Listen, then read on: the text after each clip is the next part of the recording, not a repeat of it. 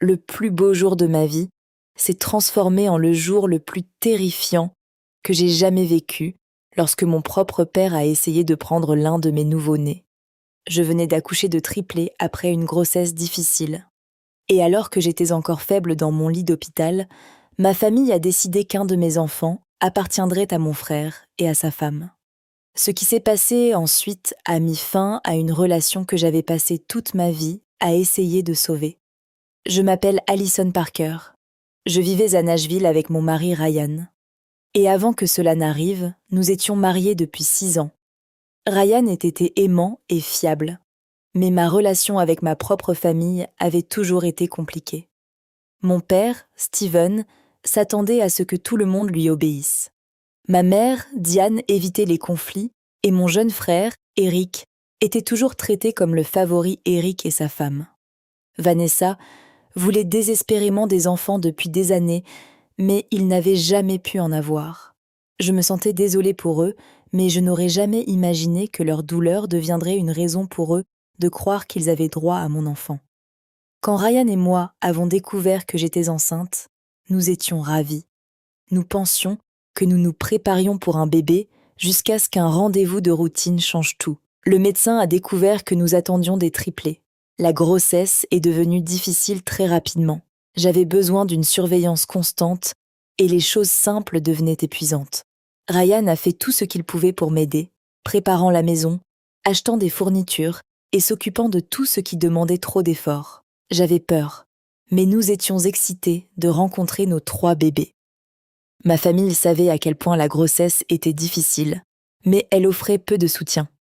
Vanessa devenait particulièrement étrange chaque fois que les bébés étaient mentionnés. Une fois, elle a dit tranquillement que certaines personnes semblaient obtenir tout ce qu'elles voulaient. Je savais qu'elle souffrait, alors je l'ai ignorée. Puis, quand j'étais enceinte de 8 mois, Ryan a dû voyager à l'étranger pour le travail. Il détestait me quitter, mais il a promis de revenir le plus vite possible. Avant de partir, il m'a dit de l'appeler immédiatement s'il arrivait quelque chose. 2 nuits plus tard, je me suis réveillée avec des contractions douloureuses. J'ai appelé ma mère et lui ai dit que j'avais besoin d'aide. Au lieu de venir, elle m'a demandé si j'étais sûre de ne pas réagir de manière excessive. Puis mon père a téléphoné et m'a dit que si c'était vraiment une urgence, je devrais appeler une ambulance. J'étais enceinte de 8 mois, avec 3 bébés seuls dans ma maison, et mes propres parents refusaient toujours de venir. Alors, j'ai appelé les services d'urgence. À l'hôpital, les médecins ont confirmé que les bébés arrivaient tôt. Parce que je portais des triplés, ils ont décidé que j'avais besoin d'une césarienne d'urgence. J'étais terrifiée et je n'arrêtais pas de penser à Ryan, qui était à des milliers de kilomètres. Puis j'ai entendu le premier cri, puis le deuxième, puis le troisième. Les 3 bébés étaient vivants et se portaient bien. J'ai pleuré de soulagement. Ryan a appelé dès qu'il a pu, et je lui ai dit que nos bébés étaient là. Il a promis qu'il rentrait à la maison aussi vite que possible. Après la naissance, j'ai appelé ma mère. Je voulais croire que devenir grand-mère la changerait. Elle m'a dit qu'elle venait à l'hôpital avec mon père, Eric, et Vanessa. Au début, tout semblait normal. Ensuite, mon père a regardé les 3 bébés et m'a demandé comment je comptais les gérer. J'ai ri faiblement et j'ai dit que je survivrais probablement avec très peu de sommeil. Personne n'a ri. Mon père a regardé Eric, puis m'a regardé de nouveau. « Tu as 3 bébés, ton frère n'en a pas. » Puis il a dit les mots qui ont refroidi tout mon corps. « On pense que tu devrais laisser Eric et Vanessa en élever un. » Je pensais honnêtement que je l'avais mal compris, mais il l'a répété. Il voulait un de mes enfants. J'ai immédiatement dit non. Eric m'a dit qu'il pouvait fournir une merveilleuse maison. Vanessa regarda les bébés comme si elle en choisissait déjà un. Ma mère m'a dit d'y penser au moins. Je les ai tous regardés et j'ai dit la seule chose qui comptait. Ce sont mes enfants. Tous les 3. Personne n'en prenait un. Mon père est devenu furieux. Il m'a traité d'égoïste et a dit que je refusais d'aider mon propre frère. Puis il a fait quelque chose dont je ne pensais pas qu'il était capable. Il a pris un de mes nouveau-nés. Je lui ai dit de poser mon bébé. Il m'a ignorée et a commencé à se diriger vers Vanessa. J'ai tendu la main vers mon enfant et lui ai demandé de lui rendre le bébé. Au lieu de cela, mon père m'a frappée. Pendant un moment, je ne pouvais pas croire ce qui s'était passé.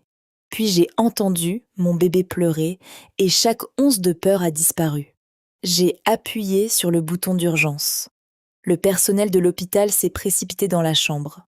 Je leur ai dit exactement ce qui s'était passé. Mon père avait pris mon bébé après que je lui ai dit non et il m'avait frappé quand j'ai essayé de l'arrêter. La sécurité est arrivée, suivie de la police. Mon père a essayé d'appeler cela un malentendu familial, mais j'ai refusé de le protéger davantage. J'ai dit la vérité. Eric l'avait encouragé, puis Eric a couru quand j'ai appelé à l'aide. Quand Ryan est finalement revenu, je lui ai tout raconté. Il était furieux et avait le cœur brisé, mais il m'a aidé à tout gérer correctement. Nous avons coopéré à l'enquête et veillé à ce que ma famille ne puisse plus jamais s'approcher de nos enfants. Le processus judiciaire a pris du temps, mais mon père a fait face à de graves conséquences. Et Eric a également été tenu responsable de son implication. Pour moi, la décision la plus importante n'a pas été prise par un juge. Je l'ai fait moi-même. J'ai coupé ma famille de nos vies, pas d'appel, pas de visite, pas d'excuses. Des mois plus tard, Ryan et Tayen et moi avons finalement organisé la célébration dont nous avions rêvé. Nos amis ont rempli la maison de rire, de nourriture, de ballons et de cadeaux. 3 petits bébés dormaient à proximité. Je me suis assis sur le canapé en tenant l'un d'eux pendant que Ryan était assis à côté de moi.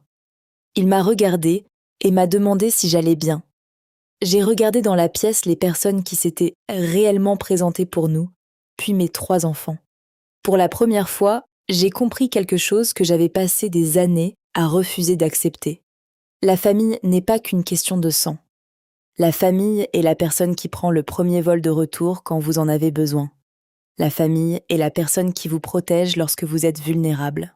La famille est la personne qui respecte vos limites au lieu d'essayer de prendre ce qui vous appartient. J'avais passé toute ma vie à essayer de gagner l'amour de gens qui croyaient que l'amour signifiait l'obéissance. Maintenant, je savais mieux. Mon père pensait qu'avoir 3 bébés signifiait que je pouvais me permettre d'en perdre un. Il avait tort. Je n'avais pas 3 enfants à donner. J'avais 3 enfants à protéger. Et à partir de ce jour, les protéger est devenu la promesse la plus importante que j'ai jamais faite.